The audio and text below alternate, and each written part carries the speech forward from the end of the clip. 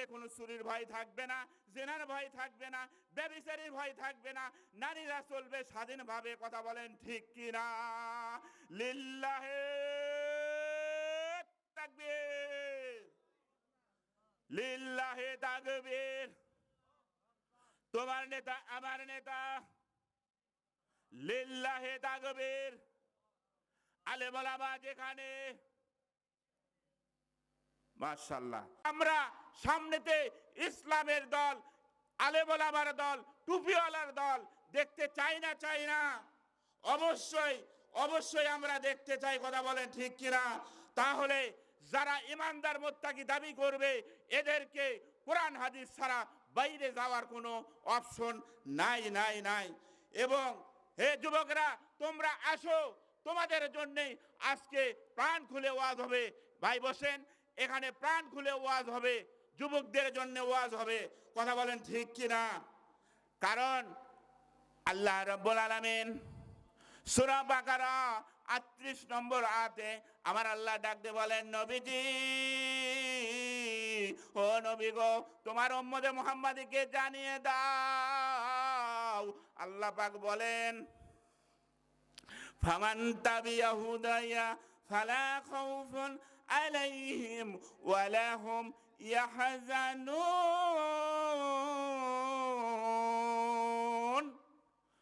আল্লাহু আকবার। আল্লাহ রাব্বুল আলামিন বলেন যে এই কোরআন যখন প্রতিষ্ঠিত হবে, দেশের মধ্যে কোনো চুরির ভয় থাকবে না, জেনার ভয় থাকবে না, ব্যভিচারীর ভয় থাকবে না, নারীরা চলবে স্বাধীনভাবে। কথা বলেন ঠিক কিনা? লিল্লাহে তাকবীর, লিল্লাহে তাকবীর। তোমার নেতা আমার নেতা, লিল্লাহে তাকবীর। আলেম ওলামা যেখানে, মাশাআল্লাহ। এরকম একটু মাঝে মধ্যে একটু আওয়াজ দেবেন, কারণ মুসলমানদের আওয়াজ না থাকার কারণে আজকে বামপন্থীরা কিন্তু সারা পারিচ্ছে। কথা বলেন ঠিক কিনা? আজকে বামপন্থীরা সারা পারতেছে। এমনও বলছিল আজকে দেশ কি করা হবে, লকডাউন করে দেওয়া হবে, ওয়াসল করে দেওয়া হবে। কথা বলেন ঠিক কিনা? পালায়েছে কোথায়? তাহলে পালায়ে গেছে। আবার তিনি ওখান থেকে হুঙ্কার ছাড়তেছে, আমি লকডাউন দেব, আবার আমরা কি করব? অংশগ্রহণ করব। ঠিক কিনা? কোন নাস্তিকের এই জমিনে আর ঠাঁই হবে না, ঠাঁই হবে না। যুবকরাই পারবে, একমাত্র যুবকদের এই দরকার, যুবকরাই পারবে এই দেশটি ইসলামপন্থী করতে। কথা বলেন ঠিক কিনা? ইনশাআল্লাহ ইসলাম আমরা এই দেশে প্রতিষ্ঠিত হোক। আমরা কে কে চাই? আল্লাহর দরবারে দুখানা হাত উত্তোলন করে বলেন, লিল্লাহে তাকবীর। দিন ইসলাম, দিন ইসলাম। মাশাআল্লাহ। তাহলে যখন কোরআনের রাজ কায়েম হবে, দেশের মধ্যে কোনো রাহাজানি, চিন্তাই, ধর্ষণ, মামলা দামলা এগুলো কিছুই থাকবে না। কথা বলেন ঠিক কিনা?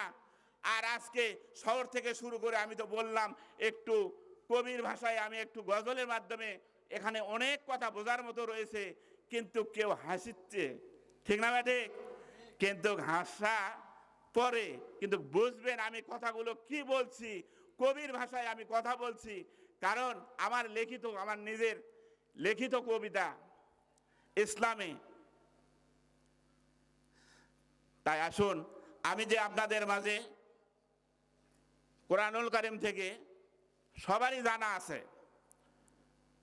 সূরা তাকাসুর, অর্থাৎ এর অর্থ হলো প্রাচুর্য। প্রাচুর্য কোরআনের কথা। সূরা তাকাসুর 102 নম্বর সূরা, 30 নম্বর পারা। এখানে মোট আয়াত সংখ্যা হলো 8টি।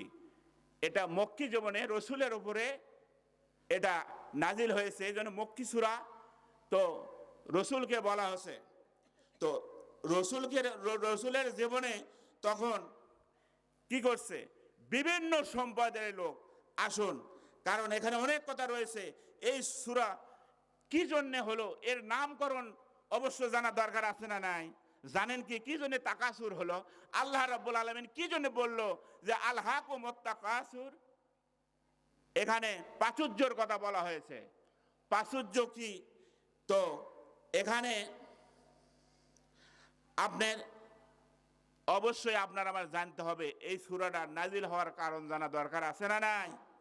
অবশ্যই আপনার আমার জানতে হবে। এখানে অনেক কথা রয়েছে, কিন্তু কথা সংক্ষিপ্তভাবে বলতে হবে যেহেতু সময় কম, ঠিক না? আর একটা কথা আছে না যে বাড়ি গরু বলে ইয়ে খায় না, তো এটা হলো তাই। কারণ এটাই যদি হতো, রসুলকে তারা মক্কাবাসীরা তারা কি করত? তারা অনেকভাবে রসুলকে কটূক্তি করতেছিল। তখন আল্লাহ রাব্বুল আলামিন তারপরে অর্ডার দিলেন, তোমার এখানে দাওয়াতি কাজ আর করার দরকার নাই, তুমি চলে যাও কোথায়? তুমি মাদিনায় যাও, মাদিনায় যায় তুমি ইসলামের রাষ্ট্র কায়েম করো।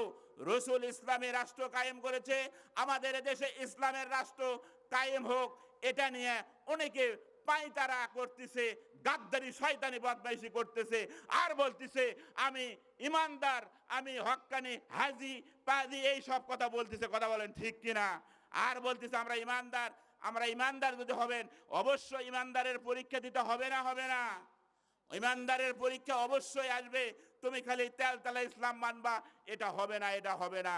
কারণ রসুলকে যদি তুমি নেতা মানে থাকো, তাহলে রসুল 63 বছর জীবন, রসুল কোন পথে জীবন যাপন করেছে, ঠিক ওই পথে আপনাকে আমাকে জীবন যাপন করতে হবে। কথা বলেন ঠিক কিনা? কারণ রসুলকে যদি আমরা কবরে যদি আমরা না চিনতে পারি, তাহলে আপনার আমার জন্য জাহান্নাম ছাড়া কিন্তু উপায় হবে না। কথা বলেন ঠিক কিনা?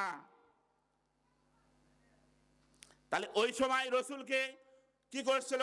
তারা নানানভাবে রসুলকে গালিগালাজ করত, এবং সমাজে কিছু পেলাপেলি শুরু হয়ে গিয়েছিল। বর্তমান এখনো কিছু সমাজে তাকব্বরি, মাতব্বরি, অহংকারী, প্রাচুর্য, মোহ, ধন সম্পদ, দেখেন না যাদের টাকা পয়সা বেশি, ধন সম্পদ বেশি, তাদের কিন্তু আজকে মান, ঠিক না ব্যাটে?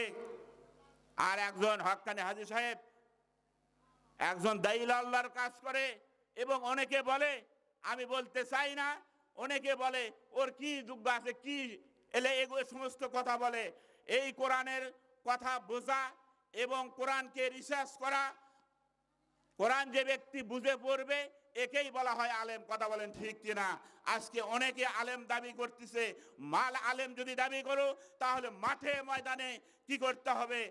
দাইল আল্লাহর কাজ, কোরআনের বাণী, এটা কার? আল্লাহ রাব্বুল আলামিনের। তাহলে এই কোরআনের বাণী কি করতে হবে? বাল্লিক, বাল্লিক। তাহলে অবশ্যই এই কোরআনটা মাঠে ময়দানে প্রচার করতে হবে, দাওয়াত দিতে হবে। রসুল বলেছেন যে তোমরা কি করো? দাওয়াত দাও। এই কোরআনের উপরে এই কোরআনের যখন রসুলের উপরে হলে কোরআন 39 বছরে আল্লাহ রসুলের উপরে যখন নাজিল করে দিলেন, তখন বলা হলো তুমি এই কোরআনের দাওয়াত দাও। কথা বলেন ঠিক কিনা? আজকে কোরআনের দাওয়াত দিতে গেলে অনেকে মনে করে এই দল জান্নাত বিক্রি করে, তাই না। আমরা শুধু বলি আমাদের কিছুই না, আল্লাহ রাব্বুল আলামিন মুমিনদের জান এবং মাল ক্রয় করে নিয়েছে। এর বিনিময়ে আল্লাহ রাব্বুল আলামিন বলেছেন তাদের জন্য আমি জান্নাত রেডি করে রেখেছি। নবীজি তোমার উম্মতে মুহাম্মাদীকে জানিয়ে দাও, জানিয়ে দাও। আমরা শুধু, কারণ কোরআনে পথ নির্দেশ আছে না নাই? অবশ্যই দোয়াল্লেন। এখানে দোয়াল্লেন মানে রাস্তা। আপনি কোন পথে চলবেন? আঁকা বাঁকা পথে চলবেন না সোজা পথে চলবেন? আল্লাহ রাব্বুল আলামিন বলেছে, এবং আল্লাহ রাব্বুল আলামিন আপনাকে আমাকে একটি উত্তম দল, উত্তম মানুষ করে আল্লাহ রাব্বুল আলামিন খায়রুল উম্মতি উখরিজাত মিনান নার, আল্লাহ রাব্বুল আলামিন আপনি আমাকে একদম খয়ের উম্মত হিসেবে, শ্রেষ্ঠ উম্মত হিসেবে। কারণ আল্লাহ রাব্বুল আলামিন আল্লাহ রাব্বুল আলামিন বলেছেন ওয়ালাকাদ কাররামনা বানি আদম, আমি কি করলাম? তোমাদের আদি পিতা হলো আদম আলাইহিস সালাম, তাকে আমি কি করেছি? স্থলে এবং জলে, অল বাররি অল বাহার, যে স্থলে থাকো আর জলে থাকো, যেখানেই থাকো না কেন, তোমাদের জন্য সুন্দর সুন্দর রাস্তার ব্যবস্থা করে দিয়েছি এবং রিজিকের ব্যবস্থা করে দিয়েছি। জোরে বলেন না সুবহানাল্লাহ। তাহলে আমরা কি, আমরা শ্রেষ্ঠ না? এবং আমরা শেষ নবীর উম্মত হতে পেরে আমরা খুশি না বেজান? কে কে খুশি? দু হাত তুলে একটু আল্লাহকে দেখান। লিল্লাহে তাকবীর। আমি বক্তব্য দীর্ঘায়ু করব না, আমি সরাসরি একটু কোরআনের দিকে যাই। কারণ যে আয়াতটুকু আমি সূরাটা বলছি, সূরা তাকাসুর। সূরা তাকাসুর অর্থাৎ হলো প্রাচুর্য।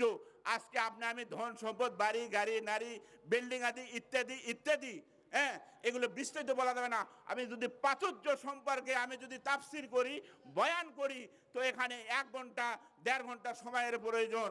তো এখানে 8টি আয়াত আল্লাহ রাব্বুল আলামিন কি জন্য নাজিল করে দিল? এখানে আল্লাহ রসুল এবং আল্লাহ স্বয়ং এখানে কথাপোষণ হয়, এই আয়াতের মধ্যে রয়েছে। এই আয়াতের মধ্যে রয়েছে। আজকে অনেকে তাকব্বরি মাতব্বরি করে, এই কথাই এখানে আছে যে তোমরা তাকব্বরি মাতব্বরি করো, তোমরা প্রাচুর্যের মোহে পড়ে গেছো, বলছো যে আমাদের 5 তলা বিল্ডিং, এক ভাই বলতেছে ওই 5 তলা করছে, আমি 10 তলা করব। এই যে প্রাচুর্য, এখানে আমরা মোহ পড়ে গেছি। আজকে ধন সম্পদের মোহে আমরা পড়ে গেছি। কথা বলেন ঠিক কিনা?